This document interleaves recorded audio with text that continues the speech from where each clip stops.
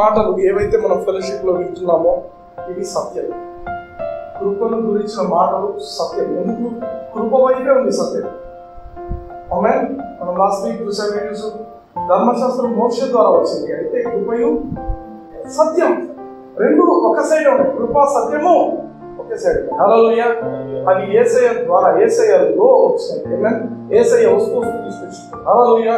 మనం గమనించాల్సిన విషయం ఏంటంటే ఈ యేసయ్యను గురించిన మాటలు సత్యాన్ని కృపను వేరు చేయలేదు. గుర్తుపెట్టుకోండి, సత్యాన్ని కృపను వేరు చేయలేదు. ఎందుకంటే నేను ఇంతకుముందు చెప్పాను అనుకుంటా, what is the most holiest place in the world అంటే ఏమంటారు జనాలు? హోలీ ల్యాండ్ టూర్ అని పోతుంది. ఎక్కడికి పోతారు? హోలీ ల్యాండ్ అంటే ఎక్కడికి పోతారు? జెరూసలేం. కరెక్ట్ కదా? జెరూసలేమే కదా? ఓకే. జెరూసలేంలో హోలీ ప్లేస్ ఎక్కడ ఉంది? జెరూసలేంలో హోలీ ప్లేస్ ఎక్కడ ఉంది? టెంపుల్. సొలొమోను కట్టించిన టెంపుల్. ఆమేన్. టెంపుల్ హోలీ ప్లేస్ అది. ఆ టెంపుల్లో హోలీ ప్లేస్ ఎక్కడ ఉంది? అతి పరిశుద్ధమైన స్థలం. ఆ అతి పరిశుద్ధమైన స్థలంలో ఇంకా అతి పరిశుద్ధమైన ప్లేస్ ఎక్కడ ఉంది? మందసం. మందసంలో ఇంకా సెంటర్లో ఏముంది? అతి పరిశుద్ధమైన దాంట్లో ఎక్కడ ఉంది? ఆరోన్ కర్ర ఉంది, అన్నీ ఉన్నాయి. ఇంకా ఏముంది అక్కడ? సెంటర్లో ఒకటి ఉంది, మర్సీ సీట్.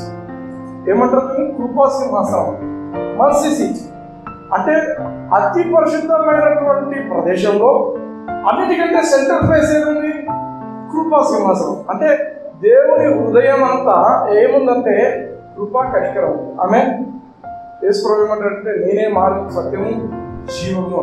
నేనే మార్గము, నేనే సత్యం. ఇంగ్లీష్ ఏమంటే I'm the way, I'm the truth అన్నాడు. ది ట్రూత్ అంటే ఏమర్థము? మనం చూసాము కృప సత్యము యేసయ్య. నేనే సత్యం అంటున్నాడు. ఆయనే సత్యము, ఆయనే కృప. ఆమేన్. ఎప్పుడైతే ఈ కృపను కలిగిన మాటలు వింటూ ఉంటారో స్వతంత్రత వస్తుంది, మనము విడుదల పొందుతున్నాం. నేను ఫెలోషిప్ రాకముందు ఇంట్లో ప్రార్థన చేసేది కూడా ఏంటంటే ప్రభు వాక్యం వింటూ విడుదల పొందాలి. ఆరాధన చేసినా ఏం చేసినా కూడా ఆత్మలో విడుదల రావాలి. సాతాను యొక్క కార్యక్రమం చాలా మంది మనం ఏమనుకుంటామంటే క్రిస్టియన్స్ అంటే బయటికి ప్రజలు లోపల బంధకాలు ఉంటాయి, వీక్నెసెస్ ఉంటాయి. అవన్నీ సంపూర్ణంగా ఎప్పుడు పోతాయి అంటే కృపను గురించి వింటూ ఉంటే. హల్లెలూయా. ఎందుకంటే అదే సత్యం, అదే దేవుని యొక్క అతి పరిశుద్ధమైనది ఏంటి అంటే కృపా కనికరం. హల్లెలూయా. ఆమేన్. ఆమేన్. ఈరోజు వాక్యంలోకి వెళ్దాం. వాక్యంలోకి వెళ్ళక ముందు అలా నాతో పాటు చేరు దేవుని గారిని చూపిస్తూ నాతో పాటు పలకండి. పరలోకపు తండ్రి, నజరేయుడైన యేసయ్య నామమున మీ కృప కలిగిన మాటలు, మీ ప్రేమ కలిగిన మాటలు వినటానికి నేను వచ్చినాను. మీరు నన్ను ఎంత ప్రేమిస్తున్నారో, మీరు నా కోసం ఎంత వెసులుబాటు కలిగజేస్తున్నారో, నాకు ఏం ఫెసిలిటీస్ ఇచ్చుంటున్నారో అవన్నీ కూడా మీ ప్రేమను గుర్తించడానికి నా మనోనేత్రాలు తెరవండి. మీరు నన్ను ఎంత ప్రేమిస్తున్నారో నాకు తెలియజేయండి. యేసయ్య నామమున ప్రార్థిస్తున్నాను. ఆమేన్. హల్లెలూయా. దేవుని ప్రేమను తెలుసుకోవాలి. ఆమేన్. ఓకే. మన రీసెంట్గా ఆర్టికల్ 370 అనేది రద్దు చేశారు. మనం రద్దు చేస్తూనే ఒక దేశం చాలా గొప్పది. ఎవరి దేశము? వెంటనే ఆయన మాట్లాడిన మాట ఏంటంటే మా దగ్గర న్యూక్లియర్ బాంబు ఉంది అంటే మన ప్రైమ్ మినిస్టర్ ఏమంటే మేమే న్యూక్లియర్ బాంబులు దీపావళి కోసం చెప్పుకున్నామంటారంట. మేము దీపావళి పండుగ చేసుకోవడానికి కాదు, ఇంకా మా దగ్గర కూడా ఉన్నాయి. అయితే మీరు గమనించినట్లయితే కొన్ని సంవత్సరాల క్రితము ఈ ఐక్యరాజ్య సమితి అనే ఆర్గనైజేషన్ ఏం చేసిందంటే న్యూక్లియర్ డిజార్మమెంట్ అనేది ఒక స్లోగన్ తీసుకొచ్చింది. అంటే ఎవరైనప్పటికీ కూడా న్యూక్లియర్ వెపన్స్ ఉంటే వాళ్ళు వాడకూడదు, ఎంత పెద్ద దేశమైనా ఏమైనా. ఎందుకంటే చాలా మంది ఒకసారి అది లాస్ అయితే అనేకులు నాశనం అయిపోతారు, అనేకులు చచ్చిపోతారు అనే ఉద్దేశంతో శాంతిని స్థాపించాలని చెప్పి న్యూక్లియర్ డిజార్మమెంట్ అనే ఆ యొక్క స్లోగన్ తీసుకొచ్చారు. అమెరికా కానీ రష్యా కానీ పెద్ద పెద్ద దేశాలు ఏమున్నప్పటికీ అందరూ కూడా ఒకవేళ ఉంటే వాటిని పక్కబడేయాలి, వాడకూడదు, ఇంకా మా దగ్గర ఉన్న ఆయన చెప్పుకోకూడదు అనేటువంటిది ఆ యొక్క విషయాన్ని తీసుకొచ్చారు.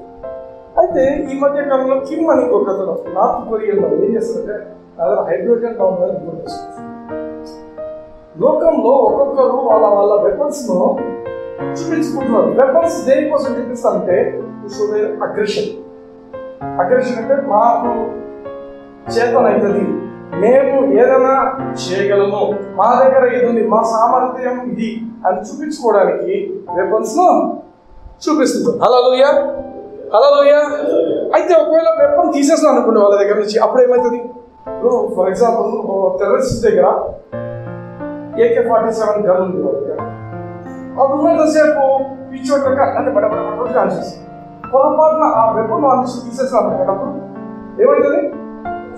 వాడు సామాన్య మనుషులకి ఎక్కుతాడు. ఆ వెపన్ ఉన్నంత వరకే విల్ బి యూజింగ్. ఆ వెపన్ వాళ్ళ నుంచి తీసేద్దాం అనుకోండి, ఏమైపోతాడు? ఇంకా అయిపోతాడు, భయపడతాడు. ఎందుకంటే ఎవడైనా కొట్టచ్చు. ఆ వెపన్ చేతిలో ఉన్నంత వరకు దూరం ఉండదు జనాలు.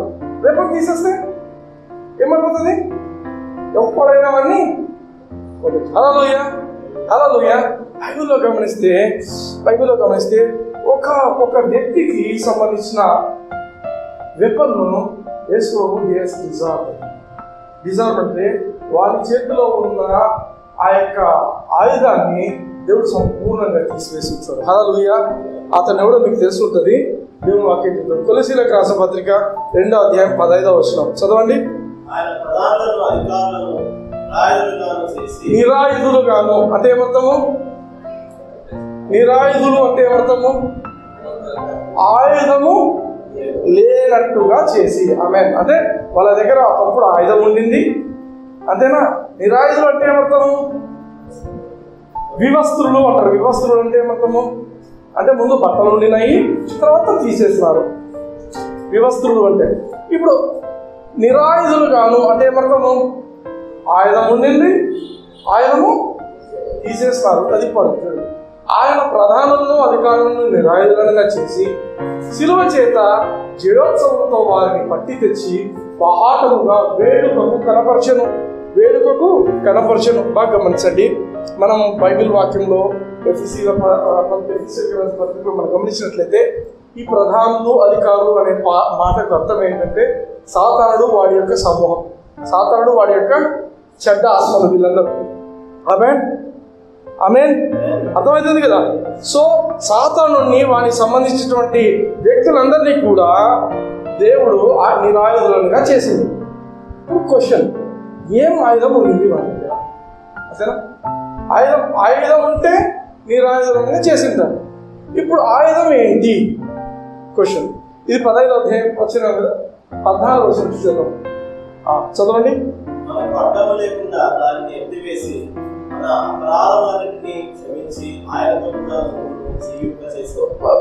ఇంగ్లీష్ లో చదవండి.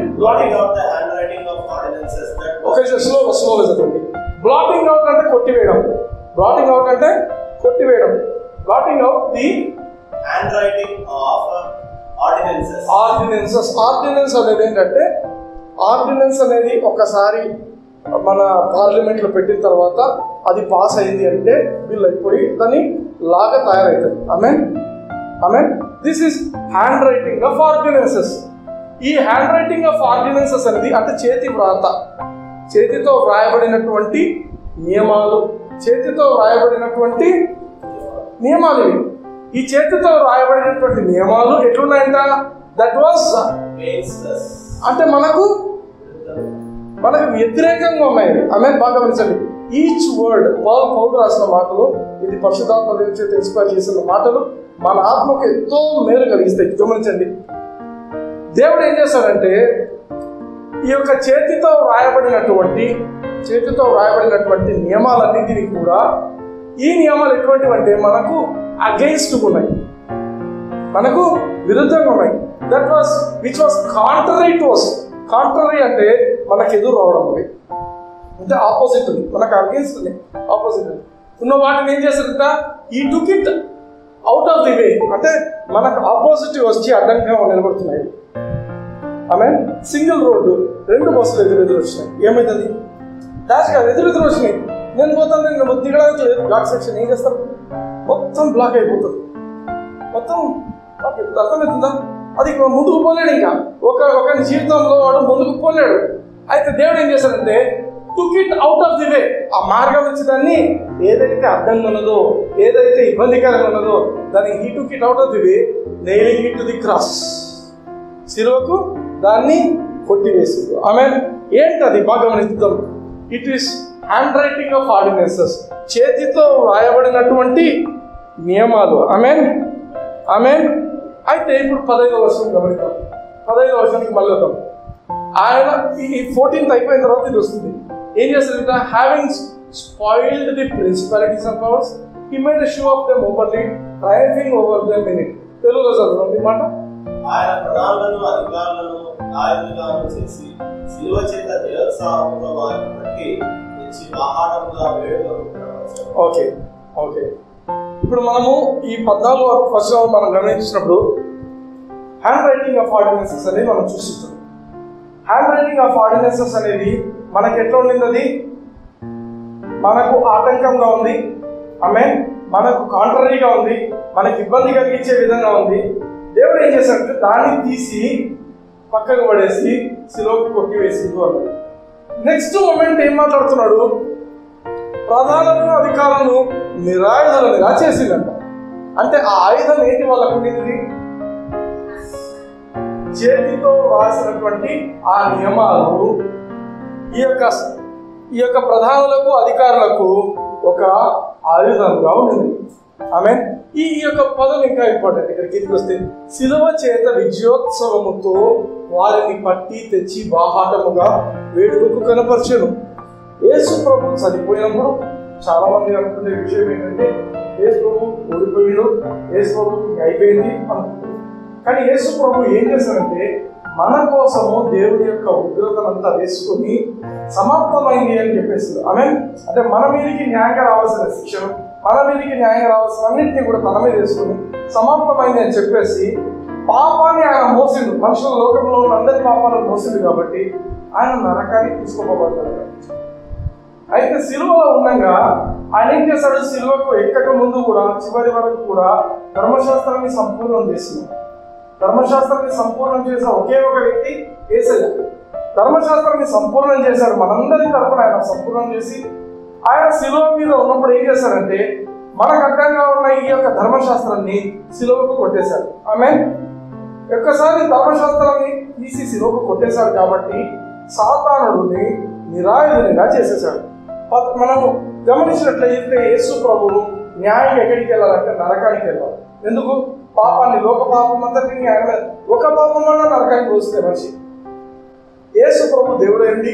మనందరి కోసమైనా పాపము లేని వ్యక్తి మన కోసం పాపం అయిపోయి నెక్స్ట్ స్టేజ్ ఎక్కడికి పోవాలి? చనిపోయిన తర్వాత నరకానికి పోవాలి.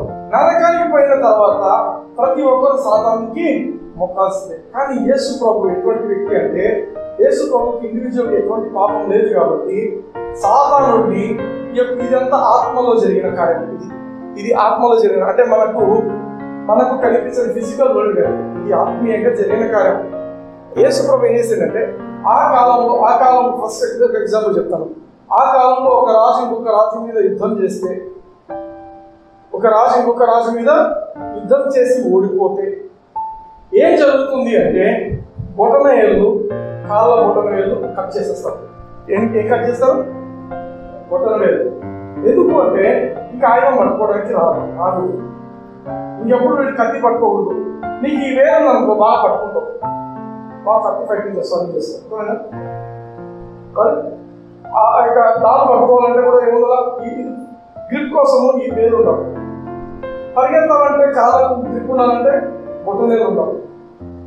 ఆ కాలంలో ఏం చేస్తామంటే నిరాయుధంగా చేయడం అంటే ఇదే అనమాట.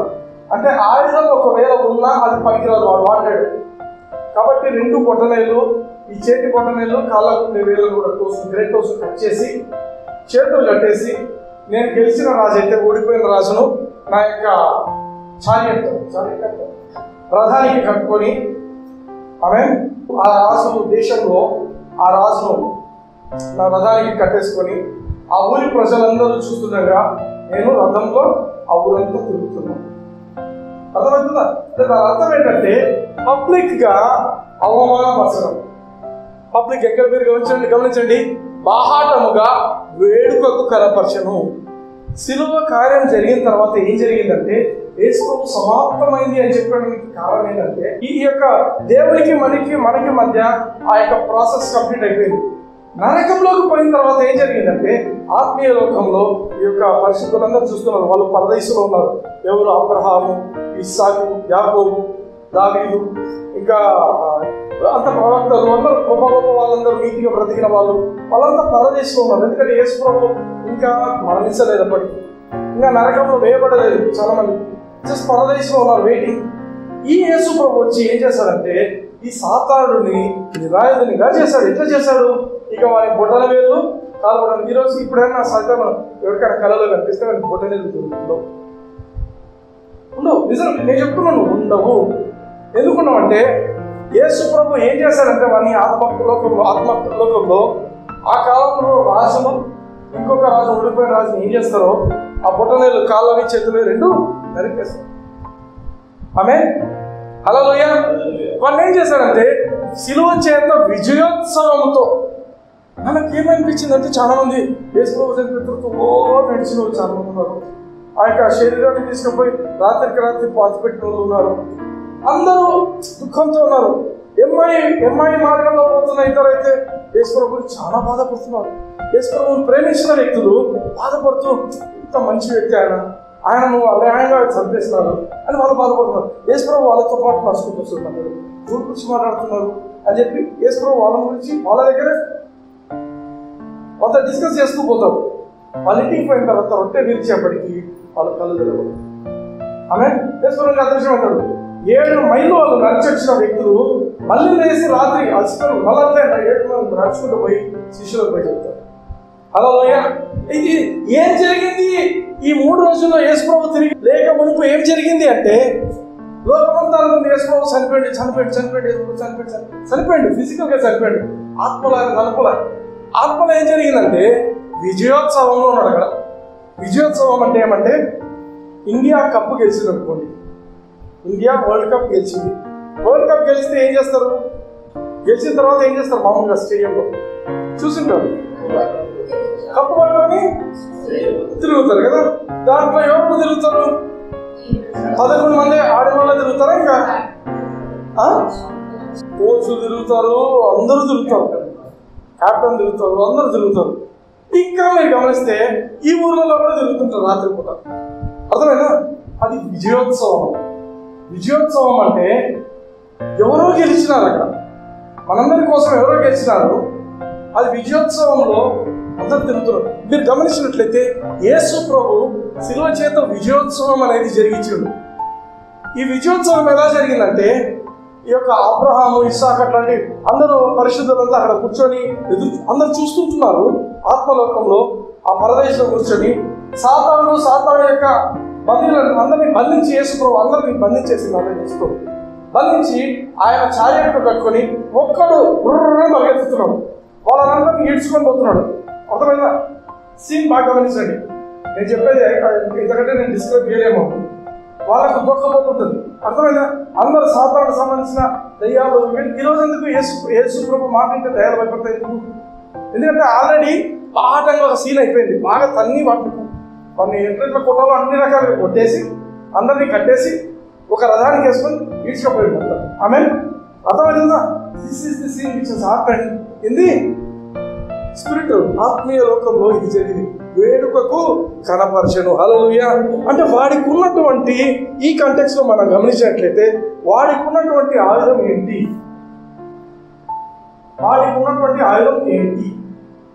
ఏ ఆయుధాన్ని పట్టుకోకుండా యేసు ప్రభు దాన్ని శిలువ కొట్టేసింది. ఏంటి ఆయుధము? వాడికి ఉన్నటువంటి ఆయుధం ఏంటి? హ్యాండ్ రైటింగ్ ఆఫ్ ఆర్డినెన్సెస్ అనేది వాడికి ఉన్నటువంటి ఆయుధము. హల్లెలూయా. ఈ హ్యాండ్ రైటింగ్ ఆఫ్ ఆర్డినెన్సెస్ అనేది చాలా పవర్ఫుల్. ఎంత పవర్ఫుల్ అంటే ఈ హ్యాండ్ రైటింగ్ ఆఫ్ ఆర్డినెన్సెస్ ను తీసివేయడానికి యేసు ప్రభు మరణము అవసరమైంది. అది సింపుల్ థింగ్ కాదు. అది చేతి వ్రాతతో దేవుడు రాసినటువంటి చేతి వ్రాత నియమాలను తొలగించాలంటే దానికి అది ఎంత పవర్ఫుల్ అంటే దానిని జరిపివేయడానికి కోసము యేసయ్య ప్రాణము అర్పించాల్సి వచ్చింది. హల్లెలూయా. You understand that? అంటే దేవుడు సీనాయి పర్వతం మీద మోషేకు 2 బండల మీద 10 ఆజ్ఞలు రాసి ఇచ్చేసి 10 ఆజ్ఞలు రాసి ఇచ్చేసింది. They are God written. దేవుడే రాసినది. దేవుడే రాసినటువంటి ఆజ్ఞలు. మనుషులు ఇట్లా ఉండండి ఇట్లా ఉండండి చెప్పి రాసినటువంటి ఆజ్ఞలు. హల్లెలూయా. అయితే ఇది ఏంటి అంటే ధర్మశాస్త్రానికి సూచన. బండలు ఇచ్చేసాడు దేవుడు. ఈ ధర్మశాస్త్రానికి సూచన. అయితే బాగా గమనించండి, ఈ యొక్క 10 ఆజ్ఞలు ఏవైతే దేవుడు ఇచ్చింటున్నాడు మోషేకు, ఆ 10 ఆజ్ఞలను తీసుకొని సాతానుడు వాటిని ఆయుధంగా వాడడం మొదలుపెట్టాడు. బాగా కేర్ఫుల్గా గమనించండి. దేవుడు 10 ఆజ్ఞలు ఇచ్చింది, ధర్మశాస్త్రాన్ని ఇచ్చింది సాతానుడు వాడుకోవడానికి కాదు, సాతానుడు కోసం ఇవ్వలేదు. బాగా గమనించండి. 10 ఆజ్ఞలు దేవుడు ఇచ్చింది దేనికి అంటే మనిషి కోసమే. తర్వాత చెప్తాను దాని గురించి. 10 ఆజ్ఞలు దేవుడు ఇచ్చిన దాన్ని సాతానుడు ఏం చేశాడంటే వాడు ఒక ఆయుధంగా అనుకూలంగా వాడుకుంటున్నాడు. హల్లెలూయా. అర్థమవుతుందా? వాడు తనకు తాను ఒక వెపన్ దొరికించుకున్నట్టు అది తీసుకొని వాడడం మొదలు పెట్టాడు. హల్లెలూయా. హల్లెలూయా. వాడు బాగా గమనించండి ఏంటంటే ఈ 10 ఆజ్ఞలు మనుషులకు అగెయిన్స్ట్ అయిపోయినాయి. ఏ మనిషి దీనికి తగినట్టు చేయడం లేదు. కాబట్టి నేను ఈ ఆజ్ఞలను తీసుకొని వచ్చి మనుషులతో ఆడుకోవచ్చు. ఆమేన్. హల్లెలూయా. ఇప్పుడు బాగా తెలిసింది. ఇద్దరు కొట్లాడుకున్నారు, గొడవ పడినారు, కోర్టుకు పోయినారు, కోర్టుకు పోయినారు. అప్పుడు ఇంకొకడు ఉన్నాడు అగేన్స్ట్ ఉండేటోడు. వాడు ఏం చేస్తాడు? దీన్ని అరే నువ్వు వచ్చి వాడికి ఎట్లా నువ్వు అగేన్స్ట్ కదా నా తరపున సాక్ష్యం చెప్పు అంటాడు. అర్థమవుతుందా? అంటే అది అనుకూలంగా లేకపోతే అవతలకి అనుకూలంగా లేకపోతే మనకు అనుకూలం అన్నమాట. అర్థమవుతుందా? సో ఈ సాతాను ఏం చేసిందంటే సాతానుకు ధర్మశాస్త్రానికి సంబంధం లేదు, కానీ దేవుడు ధర్మశాస్త్రాన్ని ఒక పర్పస్ కోసం ఇస్తే సాతానుడు ఆ ధర్మశాస్త్రాన్ని వాడుకుంటూ ఆమేన్ మనుషులకి అది వ్యతిరేకంగా ఉందని చెప్పి వాడు దాన్ని యూజ్ చేసుకోవడం మొదలు పెట్టేసింది. హల్లెలూయా. హల్లెలూయా. అయితే మనం బాగా గమనించాల్సిన విషయం ఏంటంటే మనం ఆ ధర్మశాస్త్రం నుంచి దాని నుంచి వచ్చే శాపాల నుంచి మనం ఎప్పుడో దేవుడు మనకు విడుదల ఇచ్చేసి ఉంటున్నాడు. హల్లెలూయా. అది గుర్తుపెట్టుకోవాలి. ఆమేన్. ఆమేన్. అయితే ఈ ధర్మశాస్త్రము ఎప్పుడు కూడా మనిషిని నువ్వు తప్పు చేసినావు అని చెప్పి దేవుడికి దూరం చేసుకుంటుంది. ధర్మశాస్త్రం కొన్ని నేచర్ ఏంటంటే ధర్మశాస్త్రం ఎంత పరిశుద్ధమైందంటే మనిషిని నువ్వు తప్పు చేసావు అని చెప్పి మనిషిని దేవునికి ఇంకా దూరం కనిపిస్తుంటుంది అన్నమాట. హల్లెలూయా. సో అదే విషయాన్ని ఇప్పుడు సైతాన్ తీసుకొని మనిషి దగ్గరికి వచ్చి నువ్వు ఎంతో దూరం ఉన్నావు దేవునికి, నువ్వు దేవుని స్టాండర్డ్స్ లో లేవు అని చెప్పేది. హల్లెలూయా. ఆమేన్. అయితే దేవుడు ఏం చేసిందంటే ఈ సాతాను చేతిలో ఉన్నటువంటి ధర్మశాస్త్రాన్ని తీసేసి ఆమేన్ మనుషులకు అడ్డంగా ఉన్నటువంటి ఆ సాక్ష్యం, కోర్టులో వాడే పదం ఏంటంటే సాక్ష్యం, ఎవిడెన్స్ అంటారు. ధర్మశాస్త్రాన్ని తీసేసి అది సాక్ష్యాన్ని తీసేసి శిలువకు కొట్టివేసింది. హల్లెలూయా. ఆ సాక్ష్యం ఉన్నంత వరకు మనిషికి కష్టంగా ఉంది, ఆ సాక్ష్యం ఉన్నంత వరకు మనిషికి అగెన్స్ట్గా ఉంది. నువ్వు వ్యభిచారం చేయొద్దు, వీడు వ్యభిచారం చేసింటాడు, వీడు దొంగతనం చేయొద్దు, వీడు దొంగతనం చేసింటాడు, హత్య చేయొద్దు, హత్య చేసింటాడు. అర్థమవుతుందా? అది ఉన్నంత వరకు మనిషికి అడ్డంగా ఉంది. యేసు ప్రభువు ఏం చేసిందంటే ఆ 10 ఆజ్ఞలను తీసేసి శిలువకు కొట్టివేసిండు. హల్లెలూయా. హల్లెలూయా. దేవునికి తెలుసు ఈ 10 ఆజ్ఞలను తీసేసినట్లయితే ఎవడైతే బాగా గమనించండి, ఎవడైతే యేసుక్రీస్తునందు విశ్వాసం ఉంచుతాడో 10 ఆజ్ఞలు కాదు కదా ఏది కూడా వాళ్ళని ఏమీ చేయదు. దేవుడికి తెలుసు. అందుకే దేవుడు ఏం చేశాడు? యేసు ప్రభువును నమ్మితే యేసు ప్రభు మీద విశ్వాసం ఉంచే వాళ్ళకు సాతానుడు ఈ 10 ఆజ్ఞలని ఆయుధాన్ని తీసుకొచ్చినా అవి పని చేయదు. అందుకోసమే ఆ ఆజ్ఞలను తీసి శిలువ కొట్టేసింది దేవుడు. హల్లెలూయా. హల్లెలూయా. అందుకే సాతానుడు ఎన్నిసార్లు అయినా కూడా మనిషిని ట్రై చేస్తుంటాడు. నువ్వు తప్పు చేసినావు, ఇది చేసినావు చెప్పడానికి వాడు అనేక ప్రయత్నాలు చేస్తుంటాడు. ఆమేన్. అయితే గమనిస్తాం గలతీయులకు రాసిన పత్రికలో చూడండి 3వ అధ్యాయము 13వ వచనం. క్రీస్తు మనకు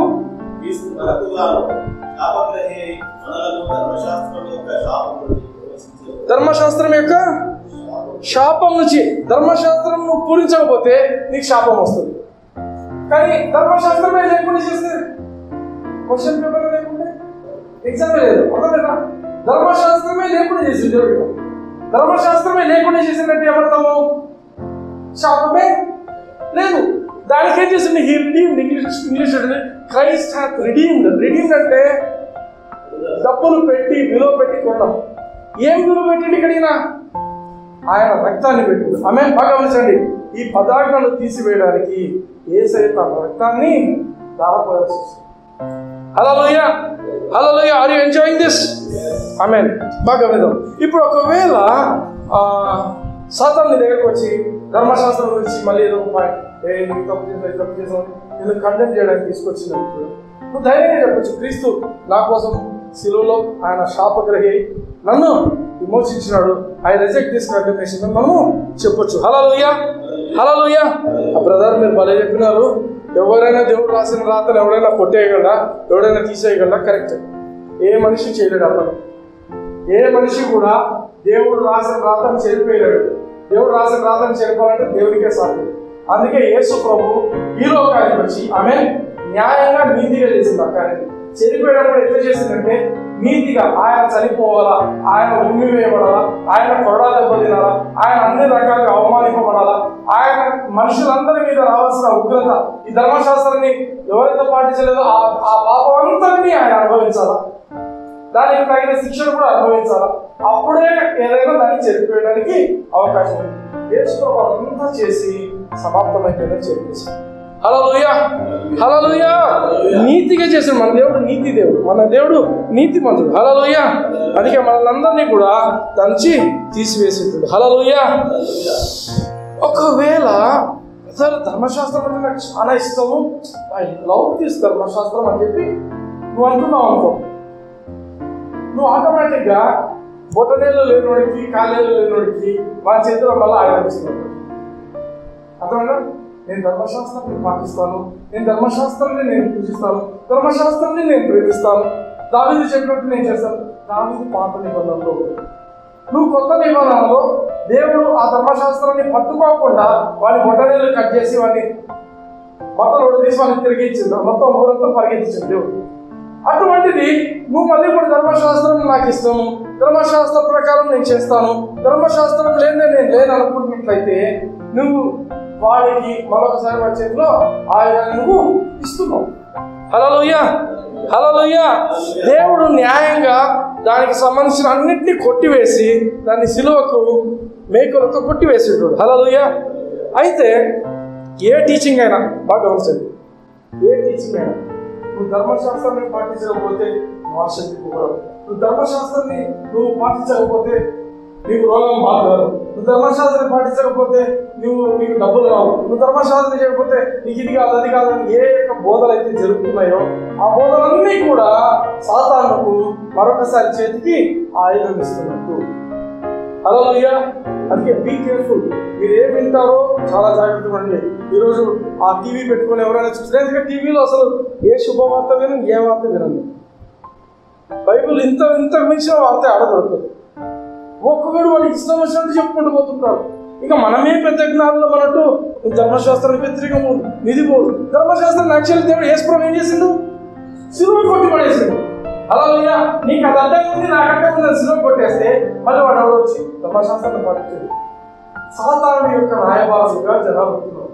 సత్యం. అందుకే ఎప్పుడైతే ధర్మశాస్త్రాన్ని మళ్ళీ తీసుకొస్తున్నారో అనుకో, అప్పుడు ఏమవుతామంటే నీకు మళ్ళీ ఒక అటకం తయారైపోతుంది. అర్థమైందా? ధర్మశాస్త్ర ప్రకారంగా మళ్ళీ జీవించాలా అంటే నీకు నీవే మళ్ళీ ఒక ఆటంకాన్ని స్పిరిట్ బ్రేకర్ నీ జీవితంలో పెట్టుకుంటావు. సాతానుడికి మళ్ళీ నువ్వు ఒక ఆయుధం ఇచ్చి వాళ్ళతో తలించుకుంటున్నావు. హల్లెలూయా. అప్పుడు ఇట్స్ వెరీ డేంజరస్ థింగ్. అందుకే ఏం వింటున్నాము మనము అనేది చాలా జాగ్రత్తగా ఉండాలి. మనం ఏమి వింటున్నాము, యేసుప్రభు చెప్పిన మాట అదే. మీరు ఏమి వింటున్నారో చూసుకోండి. Take heed what you here. ఏది పడుతుంది వినొద్దండి, యేసుప్రభు చెప్పే మాట. ఆమేన్. అది జాగ్రత్తగా ఉండాలా. ఎనీ టీచింగ్, ఏ బోధ అయినా ధర్మశాస్త్రాన్ని హైలైట్ చేస్తున్నది దేవుడు ఇచ్చిన ధర్మశాస్త్రము, దేవుడు యెహోవా ఇచ్చిన ధర్మశాస్త్రం. యెహోవా ఇచ్చిన ధర్మశాస్త్రాన్ని యెహోవానే శరీరంలో వచ్చి దాన్ని తన రక్తాన్ని కాల్చి దాన్ని ఉపయోగిస్తుంది. ఇక ఎవరైనా ధర్మశాస్త్రం అంటే దాన్ని స్వీకరించకండి, దాన్ని మూసిపడేసేయండి. ఏమి మూసే అవసరం లేదు. ఎందుకంటే ఆ బ్రదర్కు తెలియదు, ఏదో మాట్లాడుతుంటారు. బ్రదర్స్కి ఏమైపోయిందంటే ఈ కాలము కొంచెం డబ్బులు వస్తే చాలు. అది ఈ మధ్య ఇట్స్ బిజినెస్. టీవీలో వాక్యం చెప్పే టీవీ ఏదో ఉంది రాసుకుంటాడు. టీవీ స్పీకర్, అది ఒక డిగ్రీ, అది టీవీ స్పీకర్ కాదమ్మా. నేను చెప్తాను. అందుకే ఈ సత్యం తెలుసుకుంటే సర్వసత్యంలోకి పోతారు. ఈ సత్యం తెలుసుకుంటే స్వతంత్రం అవుతారు. నాకు ధర్మశాస్త్రానికి సంబంధము లేదు. యేసయ్య నాకు ఆ ధర్మశాస్త్రం అడ్డంగా ఉన్నందుకు యేసయ్య తన రక్తాన్ని కాల్చి ఆ యొక్క ధర్మశాస్త్రాన్ని నా గడ్డం లేకుండా తొలగించి వేస్తున్నాడు, శిలువకు కొట్టి వేస్తున్నాడు. హల్లెలూయా. ఏదైతే యేసయ్య సాతానుని ఏమంటారు నిరాయుధులుగా చేసి వాడి బొటనేళ్ళు పీకి పడేస్తే మనల్ని ఏం చేస్తున్నారు? అందరూ కలిసి మళ్ళా అంటే సందర్భాలు తీసుకుని మళ్ళీ ఇది దేవుని యొక్క సంఘాన్ని ఇబ్బంది పెట్టడం అంటే అది. ఆమేన్, ఆమేన్, హల్లెలూయా. ధర్మశాస్త్రం మంచిది కదా, ధర్మశాస్త్రం చాలా మంచిది. రిపీటెడ్ రోమీయులకు రాసిన పత్రిక 7వ అధ్యాయం 12వ వచనం చూడండి. కాబట్టి ధర్మశాస్త్రం పరిశుద్ధమైనది, ఆజ్ఞ కూడా పరిశుద్ధమైనది, నీతి గలది, ఉత్తమమైనది. హల్లెలూయా. ఏం చెప్తున్నాడు? బ్యూటిఫుల్ ఉంది. లా ఇస్ హోలీ, పరిశుద్ధం ఉన్నదా. Commandment is holy, just and good. ధర్మశాస్త్రము పరిశుద్ధమైనది, ధర్మశాస్త్రము పరిశుద్ధమైనది, నీతి గలది, ఉత్తమమైనది. 3 విషయాలు ఏమని చెప్తున్నాడు? ధర్మశాస్త్రము పరిశుద్ధమైనది, నీతి గలది, ఉత్తమమైనది. అందరూ చెప్పండి. ధర్మశాస్త్రము పరిశుద్ధమైనది, నీతి గలది, ఉత్తమమైనది. ప్రాబ్లం ఏంటంటే ధర్మశాస్త్రము నీతి కలిగిందే, ధర్మశాస్త్రం పరిశుద్ధమైనదే, ధర్మశాస్త్రం ఉత్తమమైనదే అయినప్పటికీ ధర్మశాస్త్రంలో శక్తి లేదు. నిన్ను పరిశుద్ధునిగా చేయడానికి, నిన్ను నీతిమంతునిగా చేయడానికి, నిన్ను ఇంకోటేది ఉత్తమంగా చేయడానికి ధర్మశాస్త్రంలో ఎటువంటి శక్తి సామర్థ్యము లేదు. హల్లెలూయా. ధర్మశాస్త్రం మంచిది కాదు, ధర్మశాస్త్రం ఉత్తమమైనది, ధర్మశాస్త్రం పవిత్రమైనది, నీతి కలిగినది. ఆమె అయినప్పటికీ ధర్మశాస్త్రంలో నిన్ను మంచి చేయగలిగిన శక్తి, నిన్ను ఒక ఉత్తమునిగా మార్చగలిగిన శక్తి, నిన్ను ఒక పరిశుద్ధినిగా చేయగలిగిన శక్తి, నిన్ను ఒక నీతిమంతునిగా చేయగలిగిన శక్తి ధర్మశాస్త్రంలో లేదు. హల్లెలూయా. పొద్దున్న లేస్తేనే రెడీ అయిపోయి స్కూల్కి పోవాలన్నా కాలేజీకి పోవాలంటే యాడ్ పడుకుంటారు. అర్థం ఎందుకు? చెడు చేసుకోవడానికి, ముఖంలో ఏమైనా మొటిమలు ఉన్నాయా అన్ని చూసుకోవడానికి, తగ్గిందా లేదా, ఇక్కడ నల్లకుండి ఇంకోసారి సబ్బుద్దాలా అన్ని చూసుకుంటారు కదా. అర్థం బాగా అనిపించాలంటే అర్థాన్ని తీసుకొని ముట్టుకుంటారా? చేస్తారా? అర్థం పర్పస్ ఏంటి? అర్థం పర్పస్ ఏంటి? నీకు మొటిమలు ఏడున్నాయి, నీకు నల్ల ఎక్కడుంది, నీకు తెల్లటికలు ఏడొస్తాయి అవి చూపించడం అర్థం పర్పస్. దాన్ని వృత్తితే పోతుందా? సేమ్ ధర్మశాస్త్రం పర్పస్ కూడా అదే. ధర్మశాస్త్రము నువ్వు చూసుకోవడానికి, అమ్మో నేను ఇక్కడ తప్పు చేశాను, నేను ఇక్కడ తప్పు చేశాను, నేను చేస్తాను. అంతేగాని ధర్మశాస్త్రం తీసి నువ్వు ఎంత ధర్మశాస్త్రాన్ని చదివినా కూడా నువ్వు పవిత్రునివి కాలేవు. ఆమె నువ్వు పరిశుద్ధునివి కాలేవు, నువ్వు నీతిమంతునివి కాలేవు, నువ్వు ఉత్తమునివి కాలేవు. అర్థమైందా? ధర్మశాస్త్రం పర్పస్ ఏంటంటే నీకు ఎక్కడ నువ్వు తప్పిపోతున్నావో నేను చూపించడం మాత్రమే ధర్మశాస్త్రం యొక్క పని. ఆమేన్, ఆమేన్. ధర్మశాస్త్రానికి నిన్ను పరిశుద్ధంగా చేయగలిగిన కెపాసిటీ లేదు. కేవలం యేసయ్య రక్తానికి మాత్రమే నిన్ను పరిశుద్ధంగా చేయగలిగిన కెపాసిటీ ఉంది. హల్లెలూయా. ఇంకా లోకంలో దేనికి లేదు. యేసయ్య రక్తం మాత్రమే ప్రతి పాపాన్ని కడిగివేసి నిన్ను పవిత్రునిగా చేస్తుంది. హల్లెలూయా, హల్లెలూయా. అయితే ధర్మశాస్త్రము పరిశుద్ధం కదా? ధర్మశాస్త్రం పరిశుద్ధమే. ధర్మశాస్త్రం సైతాన్ నుంచి వచ్చిందా? కాదు కాదు. ధర్మశాస్త్రం దేవుడి నుంచి వచ్చింది. సైతాన్ కూడా హైజాక్ చేసిన మధ్యలో. ఆమె హల్లెలూయా. దేవుడి నుంచి మాత్రమే వచ్చింది. హల్లెలూయా, ఆమె. ధర్మశాస్త్రం యొక్క పర్పస్ ఏంటి? ధర్మశాస్త్రం యొక్క పర్పస్ ఏంటి అంటే బాగా గమనించండి. మేము ఎంతమంది నంద్యాల పోతుంది, డైలీ నంద్యాలకు అప్ అండ్ డౌన్ కార్లో మంచి స్పీడ్ పోతుంది. రోజు బాగా పొద్దునే స్పీడ్ పోవడం, రిటర్న్ వచ్చేప్పుడు స్పీడ్ వస్తుంది. ఒక రోజు ఏం చేస్తున్నారు, స్పీడ్ గన్స్ అని తెచ్చిపెట్టారట. స్పీడ్ గన్ మేము పోయేసరికి మేము క్రాస్ అయిపోయినాము. ఆడ పోలీసులు ఆపేశారు. మా ఫ్రెండ్ జాషువా నడుపుతున్నాడు, ఆపండి స్పీడ్ వచ్చినారు. ఏంటి అంటే లేదు స్పీడ్ లిమిట్ ఉంది, మీరు స్పీడ్ లిమిట్ దాటి వచ్చినారు. ఎంత స్పీడ్ వచ్చినాము? 100 స్పీడ్లో ఉంది బండి. అంతలోపల ఫోటో తీసుకొచ్చి చూపించింది. ఈ కార్ ఇక్కడ క్రాస్ అవుతున్నప్పుడు 100 స్పీడ్ ఉండింది. స్పీడ్ గన్ అనమాట. ఆహా, మరి ఇక్కడ ఎంత ఉండాలి స్పీడ్? 50 ఉంది. ఇక్కడ బోర్డు పెట్టాను చూడండి. అర్థమవుతుందా? రోజు తిరుగుతుంటే ప్రయాణం చేస్తుంది, రోజు ప్రయాణం చేశాము. అప్పుడు బోర్డు లేదు, బోర్డు లేదు, అప్పుడు పోలీసులు లేదు. ఒక రోజు బోర్డు ఉంది, పోలీసులు ఉన్నారు. మేము యథావిధిగా స్పీడ్గా వచ్చేసాం. వస్తే చలానించి 400 రూపాయలు కట్టాలి. నేనేం చెప్తున్నానంటే ఆ యొక్క బోర్డు పెట్టనంత వరకు తప్పు కాదు. నువ్వు స్పీడ్ పోయినా తప్పు కాదు. బోర్డు పెట్టిన తర్వాత నువ్వు దాన్ని అధిగమిస్తే తప్పు. ధర్మశాస్త్రం లేనంత వరకు నువ్వు ఏం చేస్తావు తప్పు కాదు. ధర్మశాస్త్రం వచ్చిన తర్వాత నువ్వు ఇది చేయకూడదు, నువ్వు అది చేస్తే తప్పు. నువ్వు ఇట్లా ఉండకూడదు, నువ్వు అట్లా ఉంటే తప్పు. అర్థమవుతుందా? ధర్మశాస్త్రం దేనికోసం ఏమడిందంటే నీవు ఏమి చేయకూడదో అది చెప్తుంది. నువ్వు దానికి పొరపాటున దాన్ని అతిక్రమించి నువ్వు చేసినట్లయితే ఏమవుతావు? తప్పు చేశాను, దానికి పెనాల్టీ కట్టావు. బాగా గమనించండి, నువ్వు పాపము చేసినావు అని చూపించడానికే ధర్మశాస్త్రం. ఆమె బాగా గమనించండి. లోకంలో అనేకులు నాకు దేవుడు అవసరం లేదు, నాకు ఇది అవసరం లేదు, నాకు అది అవసరం లేదు అనుకుంటున్నారు. వాళ్ళ కోసం ధర్మశాస్త్రం ఏమిటి? ఎందుకు? వాడికి ధర్మశాస్త్రం చదివినప్పుడు అమ్మో నేను తప్పు చేస్తున్నాను వాళ్ళు ఒక్క పాపం ఉన్నా వాడు ఎక్కడికి పోవాలో? నరకానికి పోవాలి. ఆమె ఈ రోడ్డు మీద స్పీడ్ క్రాస్ చేసినందుకు డబ్బులు కడతాం. అదే డబ్బులు కాదు, ఎవడో ఒక ప్రాణం పెట్టాలంటే ఇప్పుడు ఏమవుతుంది? జాషువా డబ్బులు లేనప్పుడు నువ్వు అని ప్రాణం పెట్టాలంటే ఏమవుతుంది? ఎవరు పెడతారా? అప్పుడు ఎత్తుతారు. ఎవరు నా కోసం ప్రాణం ఇస్తారు? ఎవరు ఇస్తారు? ప్రాణం ఇస్తారు. ఇప్పుడు చూస్తాం పల్లెటూరులో ఫ్యాక్షన్స్ ఏం చేస్తారంటే వాళ్ళు చేసిన తప్పుకు వేరే వాళ్ళు పంపిస్తారు. మీరే చేసి వాళ్ళు చేసి వాళ్ళైతే వీళ్ళు పోషిస్తుంటారు. అర్థమవుతుందా? సో చాలా మంది వాళ్ళ నేరం, వాళ్ళు చేసిన నేరం ఇంకొకరి మీద వేసి పంపిస్తుంటారు. ఇక్కడ బాగా గమనించండి, ఇదే పరిస్థితి. ధర్మశాస్త్రం ఎందుకు ఇవ్వబడిందంటే మనిషికి తను పాపం చేస్తాను అని చూపించడం కోసం. మనిషి ఎప్పుడైతే రికగ్నైజ్ చేస్తాడో అవును నేను తప్పు చేస్తున్నాను, నేను పాపం చేస్తున్నాను, నేను నరకానికి పోతాను, ఈ పాపము నా నుంచి పోకపోతే నేను నరకానికి పోతాను అని ఎప్పుడైతే వాడు రికగ్నైజ్ చేస్తాడో then he will have a thought.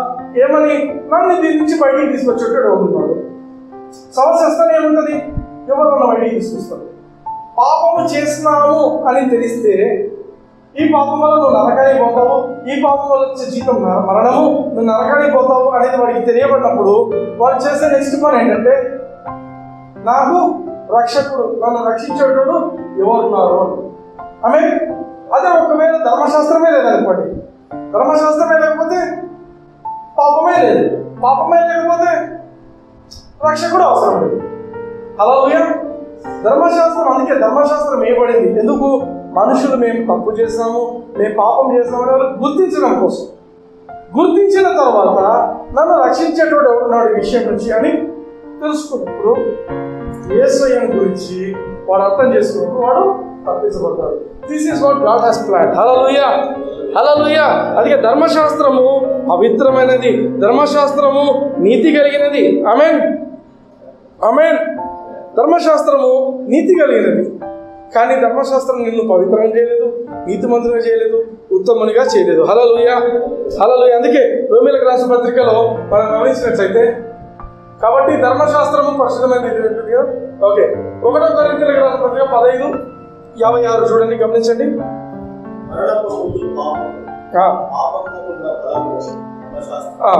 ఎప్పుడైతే నువ్వు ధర్మశాస్త్రం నాకు చాలా ఇష్టం అంటావో నీకు తెలియకుండా నువ్వు మళ్ళీ పాపంలోకి వెళ్ళిపోతావు. ఎందుకంటే పాపముకున్న బలము ధర్మశాస్త్రం. ఇది సీక్రెట్, దేవుడు పెట్టిన సీక్రెట్. ధర్మశాస్త్రం నాకు చాలా ఇష్టం, నువ్వు నెక్స్ట్ చేసేదంటే పాపం చేస్తావు. నీకు తెలియకుండానే నువ్వు చేసేది ఏంటంటే పాపమే చేస్తావు. ఎందుకు? పాపముకున్న బలము ధర్మశాస్త్రం. అందుకే ధర్మశాస్త్రం జోలికి పోదండి. ధర్మశాస్త్రాన్ని యేసయ్య తన రక్తంతో కొట్టి వేసింటున్నాడు, దాన్ని పడగొట్టి వేసింటున్నాడు. మీరు కొత్తగా దాన్ని తీసుకొని జీవితంలో మళ్ళా పాపాన్ని మొదలు పెట్టదండి. హల్లెలూయా, హల్లెలూయా. అందుకే మనకు మోస్ట్ ఇంపార్టెంట్ థింగ్ ఏంటంటే మనం గుర్తించాలి. గమనించే రోమిలకు రాసిన పత్రిక 3:20 ఉంటుంది. ధర్మశాస్త్ర సంబంధమైన క్రియల మూలంగా ఏ మనుషుడును ఆయన దృష్టికి నీతిమంతుడని తీర్చబడడు. క్వశ్చన్ బాగా వచ్చింది. ధర్మశాస్త్రం నేను బాగా పాటిస్తాను అన్నంత మాత్రాన నువ్వు నీతిమంతుడు అవుతావా దేవుని దృష్టిలో? కావు, కావు. ఆయన దృష్టికి నీతిమంతుడిని తీర్చబడడు. ధర్మశాస్త్రం వల్ల పాపములుగా ఎట్టిదో తెలియబడుతుంది. అంతే. ధర్మశాస్త్రం పర్పస్ ఏంటంటే పాపం ఎట్లాంటిది అని తెలియడం కోసమే ధర్మశాస్త్రం. ధర్మశాస్త్రాన్ని నేను బాగా పాటిస్తాను అంటే పాటించుకో, కానీ దేవుడి దృష్టిలో నువ్వు ఎప్పటికీ నీతిమంతుడే కాదు. హల్లెలూయా, హల్లెలూయా. ధర్మశాస్త్రం అనేది it is only to expose us. మనం మన యొక్క తప్పులను మనకు ఎక్స్పోజ్ చేయడం కోసమే ధర్మశాస్త్రం అనేది మనకి ఇవ్వబడింది. హల్లెలూయా, హల్లెలూయా. అయితే సాతాను ఏం చేస్తున్నాడంటే ఈ ధర్మశాస్త్రాన్ని తీసుకొని మనుషుల మీద కాన్స్టెంట్గా రుద్దుతుంటాడు. ఇంత తప్పు చేసినట్టు, ఇంత పని చేసినట్టు, ఇంత చేసినట్టు, దేవుడికి ఎంత దూరం పోతున్నావు చూడు. అసలు నువ్వు క్రిస్టియన్వేనా? అసలు క్రిస్టియన్ ఇంత పనులు చేస్తున్నావు లోపల లోపల, అసలు నువ్వు లోపల నుండి ఇంత లోపల చేస్తున్నావు, నువ్వు అసలు క్రిస్టియన్వేనా? అసలు నీ ఆత్మీయ జీవితం సరిపోదా? అసలు నువ్వు చర్చిలో పోయి నిలబడే అర్హత ఉందా నీకు? ఎట్లా పోతావు నువ్వు చర్చికి? ఈ మాటలు నాకు అడుగుతాడు అర్థమేనా? సైతాను ఇవన్నీ అబద్ధాలు. లేదు బ్రదర్ అని తప్పు చేసాం కాదు, అది అబద్ధమే. ఎందుకు? నీ క్రియలను బట్టి కాదు, వేసే ఆల్రెడీ చేసి పో, చర్చికి పో. ఏంటో పోతావు? తప్పు చేస్తామని కాదు, నేను దేవుని దేవుడు నా కోసము కాచింది. ఏ యొక్క ఆరోపణ కూడా నిన్ను దేవుణ్ణి దూరపరచలేదు. గుర్తుపెట్టుకోండి, ఏ ఆరోపణ కూడా నిన్ను దేవుణ్ణి దూరపరచలేదు. హల్లెలూయా, హల్లెలూయా. మిమ్మల్ని సాతాను చేసే పని ఏంటంటే, వాడికున్న పదం ఏంటంటే అక్యూజర్ బ్రదర్. వాడు చేసే పని ఏంటంటే దేవుని పిల్లలను నువ్వు తప్పు చేసావు నిన్ను నిరారోపణ చేయడమే వాడి పని. నువ్వు తప్పు చేసావు, నువ్వు ఇట్లా చేసావు, అట్లా చేసావు. వాడి మాటలు పట్టించుకోవద్దండి, వాడి మాటలు నమ్మొద్దండి. బ్రదర్ నేను తప్పు చేసాను, నువ్వు తప్పు చేసావు అనేది కాదు ఇంపార్టెంట్. వాడు చెప్తున్నాడా వాడు పట్టించుకోవద్దు. వాడు చర్చికి పోతున్నాడా నువ్వు చర్చికి పో. వాడు నిన్ను దేవుడికి దూరం చేయడానికే వాడు చెప్తుంటాడు. ఆమె హల్లెలూయా. నువ్వు చర్చ అనేది మన ఇల్లు. దేవుడితో మనకున్న ఆ సంబంధం, దాన్ని అడ్డు పెట్టి దానికి అడ్డంగా ఏదైనా మాట్లాడితే దానికి వినకండి. హల్లెలూయా, హల్లెలూయా. అందుకే ఎప్పుడు కూడా యూ షుడ్ బి కాన్షియస్. ఏమని? నా కోసం యేసయ్య ఆల్రెడీ చనిపోయాడు. వాడేం చేస్తాడు సైతాను? నువ్వు ఏమేమి తప్పులు చేస్తావో అది నీ కాన్షియస్తో తీసుకొస్తుంటాడు. ఎంత చెడ్డదని నువ్వు అసలు నువ్వు ఒక్కడిగా ఉన్నప్పుడు ఎంత చెడ్డగా ఉంటావు నువ్వు గుర్తు చేస్తావు. ఆమేన్, హల్లెలూయా. అర్థమవుతుందా? వాడి యొక్క పన్నాగం అదే. కానీ బాగా గమనించండి, వాడు మళ్ళీ ధర్మశాస్త్రం తీసుకొచ్చి ఇది ప్రకారం లేవు, ఇది ఇట్లా లేవు, అట్లా లేవు అని చెప్పుకుంటాడు. ఆమేన్, ఆమేన్. అయితే మనం గుర్తుపెట్టుకోవాల్సిన మాట ఏంటంటే సైతాను, the devil is dissolved, he has been dissolved. వాడు నిరాయుధులుగా చేయబడ్డాడు. హల్లెలూయా, హల్లెలూయా. మనం ఏమాత్రము ధర్మశాస్త్రం కింద లేము. ఆమేన్, ఆమేన్, ఆమేన్. మనం ధర్మశాస్త్రం వల్ల మనం నీతిమంతులం కాలేదు. హల్లెలూయా, హల్లెలూయా. అందుకే సైతాన్ ఎప్పుడైనా వచ్చి నువ్వు తప్పు చేస్తావు, ఈ తప్పు చేస్తావు అంటే నేను వాడి ముఖం నుంచి చెప్పాల్సిన మాట ఏంటంటే నేను దేవుని నీతి, యేసయ్య చేసిన కార్యాన్ని బట్టి నేను దేవుని నీతి. హల్లెలూయా. అదే నాతో పాటు చెప్పండి, నేను యేసుక్రీస్తు వలన దేవుని నీతిని. ఇంకా గట్టి చెప్పండి, నేను యేసుక్రీస్తు వలన దేవుని నీతిని. ఇంకా గట్టి చెప్పండి, నేను యేసుక్రీస్తు వలన దేవుని నీతిని. హల్లెలూయా. ఎప్పుడు మీరు కన్ఫెషన్ మర్చిపోతారు. ఏ పరిస్థితిలో సాతానుడు వచ్చి ఎటువంటి ఆరోపణ మీ మీద వేసినా కూడా నేను దేవుని నీతిని అనేది మాత్రం మీరు గట్టిగా పలుకుతుండాలి. హల్లెలూయా. ఈ నీతి మనము కష్టపడి సంపాదించింది కాదు. It's not a reward. ఏదో కష్టపడి ఇచ్చింది కాదు, ఇట్స్ ఎ గిఫ్ట్. దేవుడు ఫ్రీగా ఇచ్చిండు, ఫ్రీగా మనము స్వీకరిస్తున్నాం. హల్లెలూయా. అందుకే the hope for a Christian ఏంటంటే కృప. మనకు నిరీక్షణ దేని బట్టి మనకు నిరీక్షణ ఉందంటే మనం బాగా సాధిస్తాం, మనం బాగా బ్రతుకుతాం అనేది కాదు. మనకున్న నిరీక్షణ ఏంటంటే ఆయన కృప చూపించింది. ఆమేన్. మనం ఎంత పర్ఫెక్ట్ అని కాదు, మన పర్ఫెక్షన్ మీద మనకు నమ్మకం కాదు, ఆయన కృప మీద మనము నమ్మకం ఉంది. హల్లెలూయా, హల్లెలూయా. ఆమేన్. అందుకే నేనంట చాలా మంది ఏమంటారంటే క్రిస్టియన్ జీవితం చాలా కష్టం అండి. క్రిస్టియన్ లైఫ్ చాలా కష్టం అండి. క్రైస్తవ జీవించడం చాలా కష్టం అండి. కష్టం కాదు, నేను అనేది ఏంటంటే ఇట్ ఈస్ ఇంపాసిబుల్. క్రైస్తవునిగా జీవించడం అనేది ఇంపాసిబుల్. అట్లా జీవించగలిగేది ఒకే ఒకడు, ఎవరంటే యేసు. ఆమె యేసు ఒక్కడే జీవించగలడు. అయితే మనం చేయాల్సింది ఏంటంటే we should allow him to live in us. ఆయన మనలో వచ్చి అయ్యా నువ్వు జీవించు, నేను ఆ విధంగా జీవించలేను, నేను నీ కృప మీద ఆధారపడుతున్నాను. నేనుగా నేను క్రైస్తవునిగా జీవించలేను. నీవు లేని నేను జీవించలేను. నువ్వు ఒక్కడివే జీవించగలవు ఈ విధంగా. ఆమె భూమి మీద ఇంతవరకు పాపం లేకుండా జీవించింది ఒక యేసయ్య మాత్రం. హల్లెలూయా. ఆమేన్. ఆయన జీవించగలడు కాబట్టి మనము ఆయనను we should allow him to live in our lives. ఆమేన్. ఆమేన్.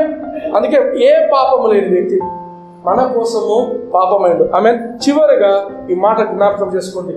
2 విషయాలు మనం స్వీకరించాలి. ఒకటి వచ్చేసి దేవుని యొక్క abundance of grace and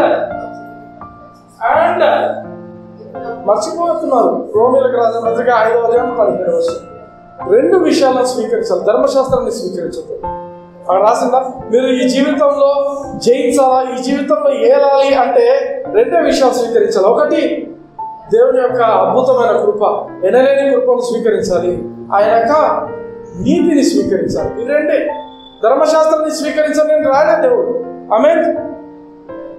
నువ్వు ఇవి 2 స్వీకరిస్తే నువ్వు ఈ లోకంలో ఈ జీవితంలో జయిస్తావు.